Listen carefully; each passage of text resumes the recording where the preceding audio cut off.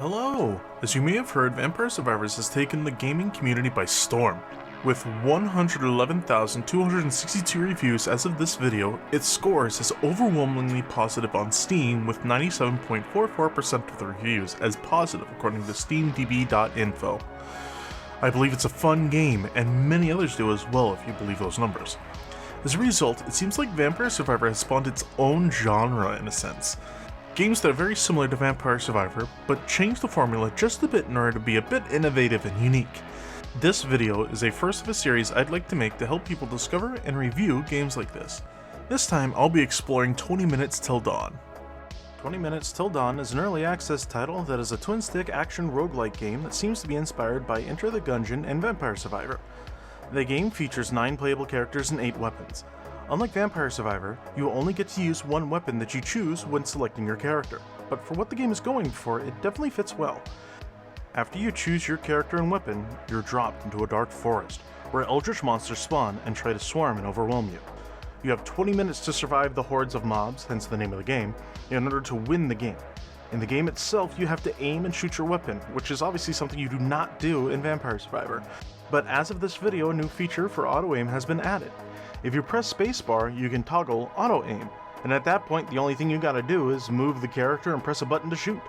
I really appreciate the idea of being given a choice on how to play the game. If I feel like I want a more Vampire Survivor type of game, I turn auto-aim on, but if I want to play something similar to Enter the Gungeon, I just leave it in twin-stick mode. The only thing I'd change would be an option to auto-fire, but considering you have to reload your weapon once it runs out of ammo, that could spell a bit of trouble. When you kill a mob, it drops a little white pellet. These pellets are how you gain experience points and level up. Once you fill up the bar at the top of the screen, the game will pause and present you with 5 choices. Each of these choices are passive buffs, and each of these buffs belong to their own category. You'll need to grab the first tier skill before you can grab the second tier, and you'll need a second tier skill before you can grab a third tier. The passive abilities range from adding elemental damage to your weapons, increasing shot speed, shot damage, your walking speed, and even summoning pets to help fend off the upcoming swarm of tentacle monstrosities. Similar to Vampire Survivors, collecting the right combination of upgrades will result in what 20 Minutes Till Dawn calls synergies, or in Vampire Survivors it's called evolutions. These synergies are obtained just like any other upgrade, but will be colored red in the level up screen to signify that they're a little bit more special than the others. Just like the upgrades, you'll need to pay attention to what these synergies do, as some of these synergies can completely ruin a build if you choose the wrong set of skills. Depending upon how much time is left, either an elite mob or a boss mob will show up. These guys are bigger, tougher, and redder than their minions. Some just float around, while others have special mechanics you'll need to avoid.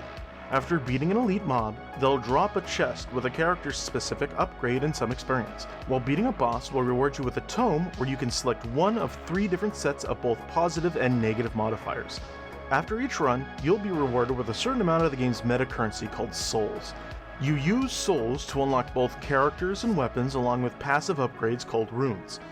There are offensive runes labeled sword and defensive runes labeled shield, and each tier of runes besides the first needs a certain amount of investment in the previous tiers in order to unlock stronger runes. The runes in 20 Minutes Till Dawn are very different from the meta upgrades in Vampire Survivor. You can only choose one upgrade per tier for both sword and shield. These passive abilities are also more involved than add X amount to a stat. For example, on the sword tree, the 3rd rune from the first tier is Mysticism. This rune gives your bullets a 2% chance per rank to inflict burn damage over time, or freeze, which stops the mob's movements in their tracks. So by the gameplay you've seen, and from what I've told you, you should be able to draw the conclusion that 20 Minutes Till Dawn is not just a reskin of Vampire Survivors, but a game with very similar, yet very different mechanics. Let's go through what's similar and what's different, shall we? Both games you're picking up experience off the ground. Both are set in a flat plane where you shoot anywhere within 360-degree radius around you. They both have a level up system that allows you to choose where you want the build to go. Both have swarms of monsters that want to devour your flesh. Both have a meta passive ability section to invest in making all runs a little easier. Along with similarities, there are some stark differences between the two games as well. Just by looking at the screen, you can see that the art style for both games are incredibly different. The amount of weapons you can use in either game is different as well. The meta upgrades aren't the same, and even if you toggle the auto-aim function in 20 Minutes Till Dawn, you still have to press a shoot button.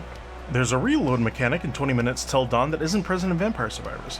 There are also many more characters in Vampire Survivors, but I believe the differences in the characters in 20 Minutes Till Dawn are much more noticeable on a gameplay aspect. Also, I had forgotten to mention this earlier, but 20 Minutes Till Dawn has 15 different modifiers for each run, and 3 different game modes to play: Standard, Quick Play, similar to Vampire Survivors Turbo Mode, and Endless. So now we know how the game is similar and different to Vampire Survivor, but how does it hold up as a game in general? I, for one, have fallen in love with the art style of the game. The shades of green reminds me of the original Game Boy screen, but the splash of red reminds you that there is something outside the norm when it comes to the setting of this game. It's really impressive how much is expressed in such a limited color palette. I also appreciate that this is a game that I feel like is always in dark mode. The choice of auto-aim, different character and weapon combinations, modes of play, and 15 different darkness levels that give different modifiers on how the game plays, there's a large amount of replay value, especially in the inclusion of Endless Mode, which is something I believe most, if not all, games in this genre need. There is so many combinations of all the choices that can be made before getting into a run that if you start getting bored, you can always try something that could change how you play entirely. To reiterate the point that I was trying to get at the beginning of this video, the main goal of this video is to inform you on if 20 Minutes Till Dawn is a game that is similar enough to Vampire Survivors to scratch that same itch. I believe that it does. Is 20 Minutes Till Dawn a good game? I definitely think it is. Do I think you should try it? If you like Vampire Survivors and can spare $3, I'd say do it. Even if you don't like it, it's only $3 down the drain instead of 20 or 60 like most modern games are. That's kind of the beauty of this genre. The price of these games are so cheap that even if you didn't enjoy the experience, you're paying less than a burger to own it.